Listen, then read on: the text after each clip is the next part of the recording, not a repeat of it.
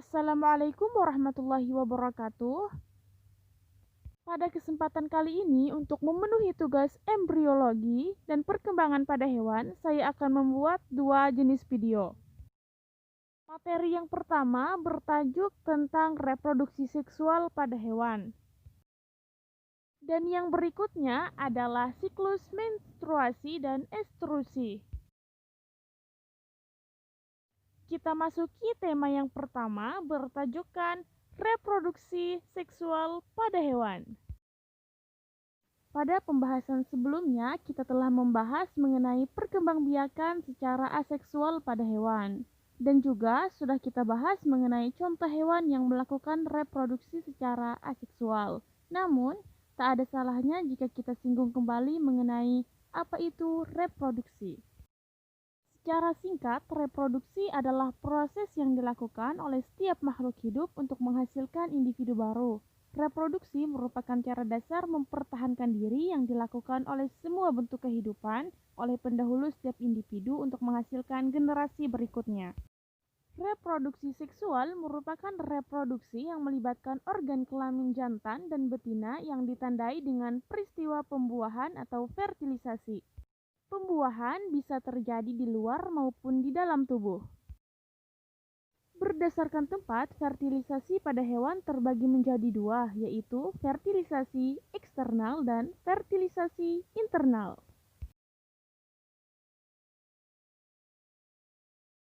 Langsung saja kita masuki pembahasan mengenai fertilisasi eksternal. Fertilisasi eksternal terjadi di luar tubuh induk betina. Hewan yang fertilisasinya di luar tubuh induk akan menghasilkan sel telur dan sel sperma dalam jumlah banyak. Hal itu terjadi karena kemungkinan terjadinya pembuahan sangat kecil, sehingga dengan menghasilkan sel telur dan sel sperma dalam jumlah banyak dapat memperbesar keberhasilan proses fertilisasi. Kemungkinan adanya gangguan terhadap sel telur, sel sperma, dan zogot hasil fertilisasi sangat besar, seperti keadaan alam yang tidak menguntungkan atau dimakan hewan lain. Fertilisasi eksternal biasanya dialami oleh hewan yang hidup di air, misalnya ikan dan katak. Sekarang, mari kita masuki pembahasan mengenai fertilisasi internal. Fertilisasi internal terjadi di dalam tubuh induk betina, biasanya terjadi pada hewan generatif. Contohnya adalah kura-kura, ayam, dan singa. Reproduksi seksual tidak menyiratkan kopulasi atau bahkan penyatuan gamet, sperma, atau telur. Kopulasi adalah tindakan dalam reproduksi seksual yang dilakukan oleh sepasang hewan dengan menyatukan organ sel untuk memasukkan sperma agar terjadi fertilisasi. Untuk pembahasan lebih dalam lagi akan saya bahas mengenai reproduksi pada hewan satu persatu. Yang kita bahas pertama adalah pembahasan mengenai reproduksi seksual pada invertebrata. Fertilisasi pada invertebrata sering dijumpai pada cacing tanah yang bersifat hemaprodit. Satu individu menghasilkan sperma dan ovum.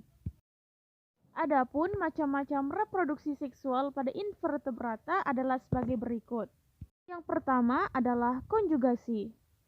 Konjugasi yaitu persatuan antara dua individu yang belum mengalami spesialisasi seks, terjadi persatuan inti, kariogami, dan sitoplasma plasmogami.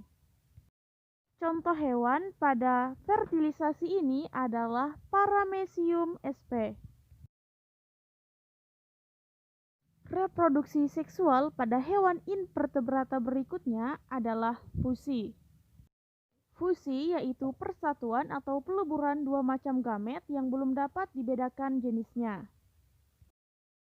Fusi sendiri terbagi menjadi tiga, yaitu isogami, anisogami, dan oogami. Isogami yaitu persatuan dua macam gamet yang memiliki bentuk dan ukuran yang sama. Contoh isogami ini adalah pada filum protozoa. Anisogami yaitu persatuan dua macam gamet yang berbeda ukuran dan bentuknya sama. Oogami yaitu persatuan dua macam gamet yang memiliki ukuran dan bentuk yang tidak sama. Contohnya pada Hydra sp. Sekarang kita masuki pembahasan mengenai reproduksi seksual pada vertebrata. Pembahasan pertama mengenai ikan. Organ reproduksi ikan dinamakan gonad. Gonad ikan jantan berupa sepasang testis yang berbentuk lonjong, halus berwarna putih kekuningan dan menggantung pada abdomen atau dinding rongga perut. Sedangkan gonad ikan betina berupa ovarium dengan ciri berbentuk lonjong, berwarna bening kemerahan mirip agar-agar, terletak di dekat usus dan mengisi hampir 2/3 dari rongga perut. Pada umumnya, ikan berkembang biak dengan cara bertelur atau ovivar dan pembuahannya terjadi di luar tubuh induk atau fertilisasi eksternal. Reproduksi pada ikan dimulai dengan dikeluarkannya sel telur melewati oviduk, kemudian dilarikan ke lubang urogenital. Yang kedua adalah reptil. Reptil jantan memiliki organ reproduksi yaitu testis yang berfungsi untuk memproduksi sel sperma. Testis reptil berbentuk oval, berwarna putih, berjumlah sepasang, dan terletak pada dorsal rongga abdomen. Organ reproduksi reptil betina adalah ovarium yang berfungsi untuk membentuk ovum atau sel telur. Ovarium ini berjumlah sepasang, berbentuk oval dengan ciri adanya benjolan-benjolan pada bagian permukaannya. Reptil adalah hewan yang melakukan pembuahan di dalam tubuh atau fertilisasi secara internal, di mana peleburan sel sperma dan sel telur terjadi di dalam tubuh betina reptil. Fertilisasi diawali dengan peristiwa kopulasi, yaitu masuknya alat kelamin jantan ke alat kelamin betina reptil. Perkembangbiakan reptil sebagian besar dilakukan secara ovivar atau bertelur. Ovivar adalah embrio yang berkembang dalam telur dan dilindungi oleh cangkang. Embrio tersebut mendapatkan makanan dari dalam tubuh induk. Telur kemudian dikeluarkan dari tubuh induk betina, kemudian dierami hingga menetes. Yang ketiga adalah burung. Burung jantan memiliki organ reproduksi berupa sepasang testis yang berbentuk oval terletak pada sebelah ventral lobus penis. Sedangkan organ reproduksi burung betina adalah ovarium. Ovarium burung yang berkembang hanya bagian kiri, terletak di bagian dorsal rongga abdomen. Ovarium kanan tidak tumbuh sempurna dan tetap kecil yang disebut rudimenter. Burung termasuk hewan ovivar yang proses pembuahannya terjadi di dalam tubuh atau fertilisasi internal.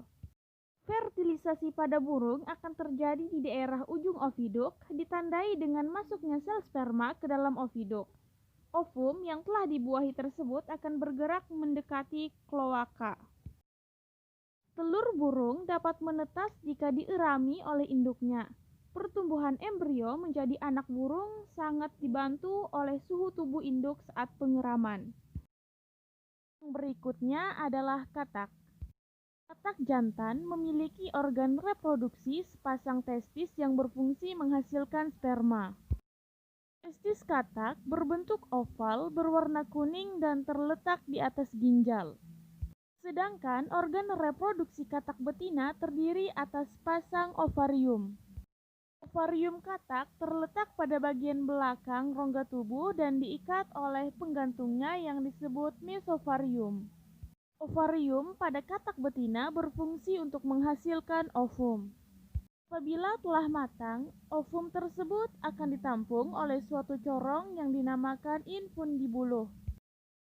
Katak melakukan reproduksi dengan cara fertilisasi eksternal. Ketika musim kawin tiba, katak jantan akan menempelkan tubuhnya pada punggung katak betina dan menekan perut katak betina.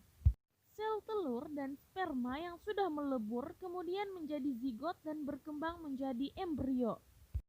Embrio yang terbentuk akan dilindungi oleh cairan kental sehingga kelompok telur tersebut berbentuk gumpalan telur. Embrio kemudian akan berkembang menjadi berudu dan selanjutnya berudu mengalami diferensiasi bentuk menjadi katak. Dan yang terakhir adalah mamalia. Mamalia jantan memiliki sepasang testis yang berfungsi untuk menghasilkan sperma. Testis mamalia jantan berbentuk bulat telur dan terletak dalam skrotum. Sedangkan mamalia betina mempunyai sepasang ovarium yang berfungsi untuk menghasilkan sel telur atau ovum. Ovarium pada mamalia terletak di rongga perut bagian kanan dan kiri. Ovarium diselubungi oleh kapsul pelindung dan mengandung beberapa folikel. Mamalia umumnya berkembang biak dengan cara melahirkan, kecuali platypus yang berkembang biak secara bertelur. Proses peleburan sel sperma dan ovum terjadi di dalam tubuh induk betinanya. Hasil pembuahan sel telur oleh sperma tersebut kemudian membentuk zigot. Zigot selanjutnya bergerak menuju uterus atau rahim. Zigot akan berkembang pada dinding rahim menjadi embrio. Sekarang saatnya kita berpindah ke materi yang berikutnya, yaitu tentang menstruasi dan estrusi. Siklus menstruasi terjadi pada manusia dan primata, sedangkan pada mamalia lain terjadi siklus estrus atau estrusi. Bedanya, pada siklus menstruasi, jika tidak terjadi pembuahan, maka lapisan endometrium, maka uterus akan luruh keluar tubuh. Sedangkan pada siklus estrus, jika tidak terjadi pembuahan, endometrium akan direabsorpsi oleh tubuh. Siklus menstruasi merupakan salah satu proses yang terjadi pada setiap bulan dengan adanya tanda pada tubuh serta organ reproduksi wanita yang mengalami perubahan. Yang mana apabila proses menstruasi ini terjadi biasanya diikuti dengan terjadinya proses kehamilan. Pada setiap bulannya, telur akan dilepaskan oleh ovarium. Di sisi lain akan terjadi perubahan hormon yang membantu dalam kesiapan rahim untuk tempat bayi berkembang. Dalam hal ini, apabila sel telur tersebut tidak dibuahi oleh sel sperma, maka sel telur akan lepas serta lapisan rahim yang telah dipersiapkan tersebut meluruh dan keluar melalui vagina. Estrus adalah waktu atau periode hewan betina siap menerima pejantan untuk melakukan perkawinan. Demikianlah pembahasan yang dapat saya sampaikan. Atas kekurangannya mohon dimaafkan. Akhir kata, wabillahi taufiq wal hidayah. Wassalamualaikum warahmatullahi wabarakatuh.